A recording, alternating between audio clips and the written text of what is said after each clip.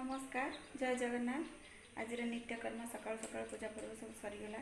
एबे चलते गोटे भल फूल गछ देखी केमी कौन फुटी नुआ फुटी चलते देखी। ये हूँ आम बगीचार लंका गछ के सुंदर भाव लंका धरी छोट छोट लंका मत तो खावाई भल लगे तथापि गछ देखिले बहुत आनंद लगे। देखो के सुंदर भाव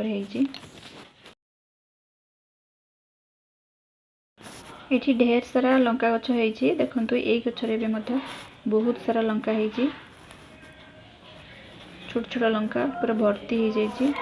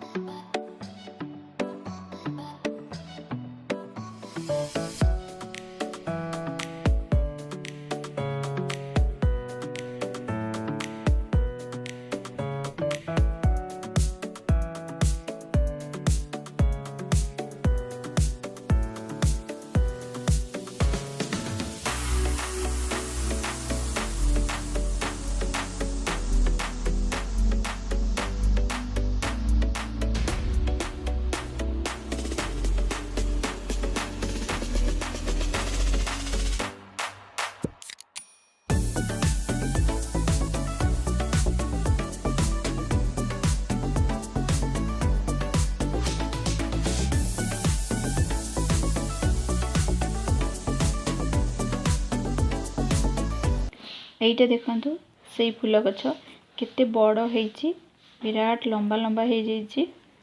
एक छोट गोटे डालू एते बड़ बड़ गछ हो जाइए।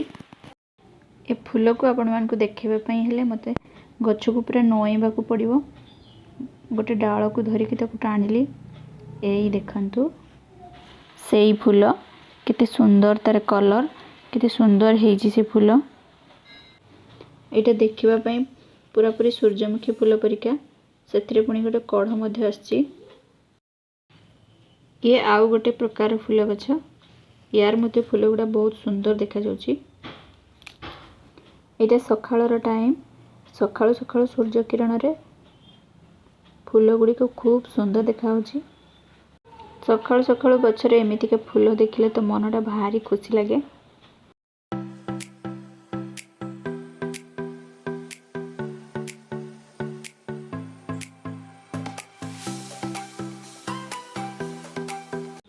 देखंतु ये आउ गोटे छोट मंदार गछटे याकु मु एई वर्षा दिन लगेइथिली।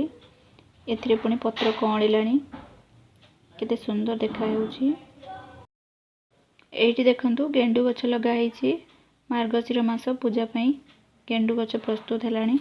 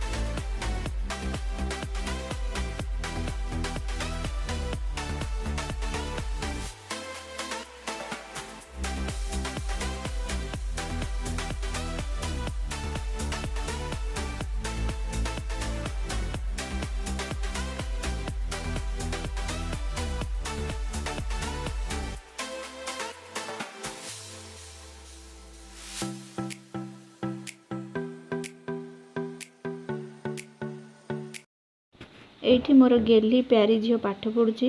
एठी ता बापा पाठ पढ़ुचंदी। देखंतु एठी शीत दिन आसीनी ताकू एठी प्रबल शीत लागलानी। चदर गुड़ी बसची एते शीत लागुची जे से टेबुल चेयर रे न पड़ी की बिछणा रे बसी की पढ़ुची।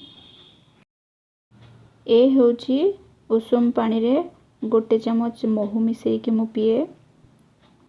महू सहित उषुम पानी पीले बॉडी रे थिबा फैट कमे।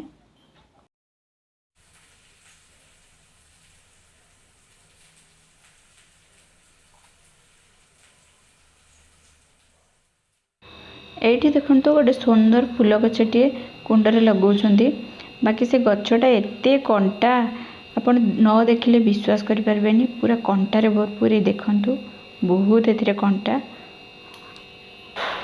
एही गछर फूल गुआड़े बहुत सुंदर सेति पई याकु कुंडरे लगाउछंती बंची गला परे ताकू माटी रे लगेबे।